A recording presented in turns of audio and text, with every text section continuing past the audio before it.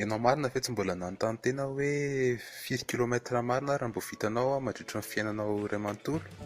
Dia izay zany ny thème ho jerentsika amin'ity androany ity. Araka ny fanadihadiana ataon'ny OMS zany dia eo amin'ny 170 000 kilometra eo vitanao mandra-patapitry ny fiainanao.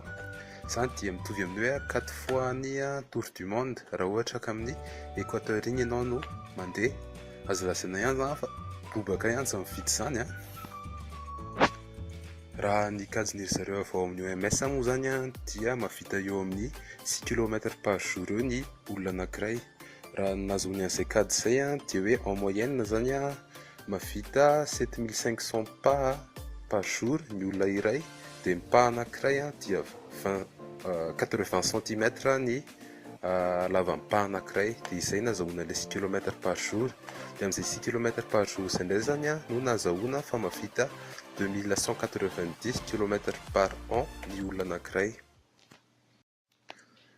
Fa nefa moa vao amin'ny zareo OMS ihany misy ny hoe nombre de pas recommandé zareo ny kajy, dia nahita hoe 8000 pas par jour no tokony vitan'ny olona anankiray. Dikan'izany zany raha te ho salama ianao dia tokony mahavita eo amin'ny 8 km isan'andro eo.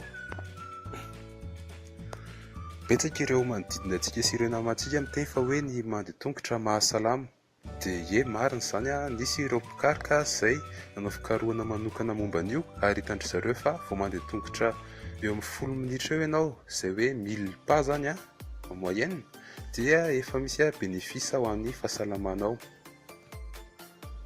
Fa raha ny tena tsara zany nefa araka ny fikarohana natao dia tokony mahavita 3000 pas ianao ao anatin'ny 30 minutes, dia raha izay dia tokony manana vitesse eo amin'ny 4 km par heure eo.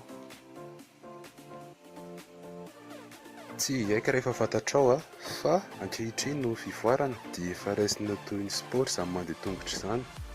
Ary tamin'ny lalao Jeux Olympiques teo dia ny Slovaquie nahazo ny médaille d'or. Nisoratako io moa ny anaran'ilay atleta nahazo an'ilay izy fa raha nandrana ianao dia afaka mamaky fa enjakenjana ihany no mamaky an'ilay izy. No hamarana antsika n'ity vidéo androany ity. Raha ohatra ka tianao ny vidéo iny dia mba klika eo amin'ny j'aime izay ao ambany ao, na ihany koa ao amin'ny bouton s'abonner ao ambany ao mba ahafahanao manaraka ny vidéo manaraka rehetra izay avoakanay. Misaotra ary.